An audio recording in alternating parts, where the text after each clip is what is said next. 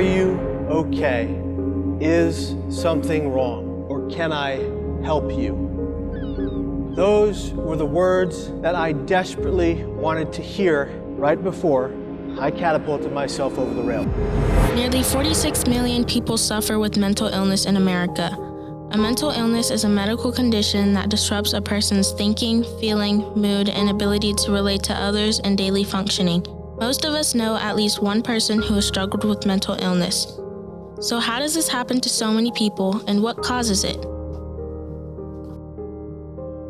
Mental illnesses may be caused by a reaction to environmental stresses, genetic factors, biochemical imbalances, or a combination of these.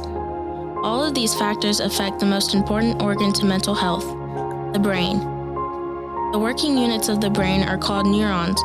Neurons release chemicals into the brain, some of which cause happiness, calmness, and self-confidence. The lack of certain chemicals causes disorders like schizophrenia, Alzheimer's disease, and the one we all know, depression. Well, I feel mental illness it affects everybody in some one way or another, whether it be from a family member or like somebody dealing with it.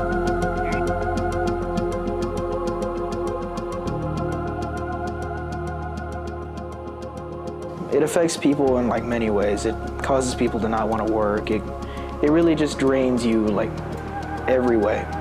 It basically leaves you a husk of your former self, and you really don't want to do anything. So.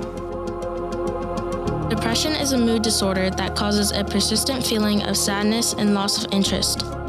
Also called major depressive disorder or clinical depression, it affects how you feel, think, and behave.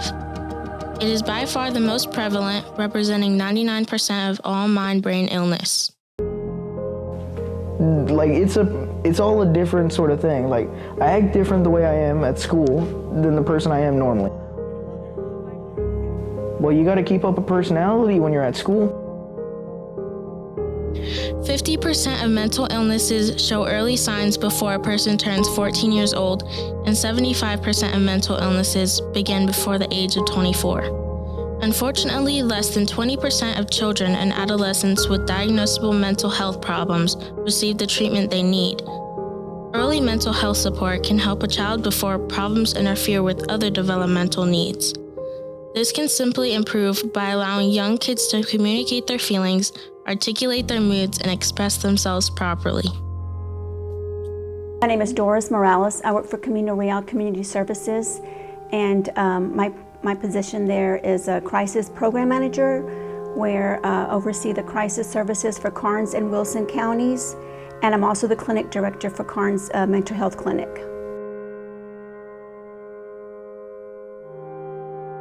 Anything of crisis. Crisis could be somebody who's suicidal, somebody who's homicidal. It's always wanting them to be safe. Suicide itself is not a mental disorder, but one of the most important causes of suicide is mental illness. According to the American Academy of Suicidology, about 2/3 of people who commit suicide are depressed at the time of their death, and the risk of suicide is about 20 times greater among people with major depression. We do get busy with our schools, during the year. When there is school, we do get called out to the schools a lot because there's a lot of adolescents that don't share information with their parents. So sometimes they share with the counselor, and that activates our team to come out and do an assessment. Parents can be more vigilant of what's going on, with their child. And just understanding the signs and symptoms. If they start to see their child isolating themselves, different behaviors that they're exhibiting, not wanting to socialize anymore. First, at one point, just knowing the signs of when they're feeling upset. All of a sudden, could be a behavior issue that's increasing, being anger more often, or lashing out, or you could just be, again, like I reiterated, isolating and not wanting to talk to anybody. And those are some signs and some concerns that a parent should address right away to somebody who, seek help for their son or daughter. The effects of youth suicide go beyond the deceased, impacting those who survive their death, their parents, friends, peers, and communities. My name is Kevin Hines. September 25th of the year 2000, I attempted to take my life by jumping off the Golden Gate Bridge. It was the single greatest regret of my life, and at the millisecond that my hands left the rail, it was an instantaneous regret for my actions and the 100% recognition that I just made the greatest mistake, and all I wanted to do was live. But then I went and I spoke to 120 kids, and in speaking to 120 kids, we found 6 that were actively suicidal and got them to safety, and they're alive today. And so, knowing it had that impact on the first presentation, I knew that I had to do this however, wherever, whenever possible. I want them to know that they're dealing with their mental pain as part of their growth.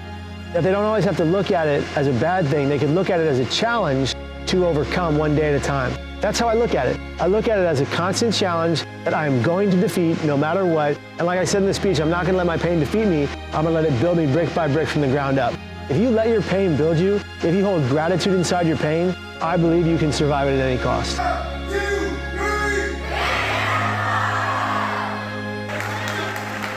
Although Kevin may seem like an outsider, he is not alone. His story includes feelings of hopelessness and the will to die because of it. Many people suffer with this every day.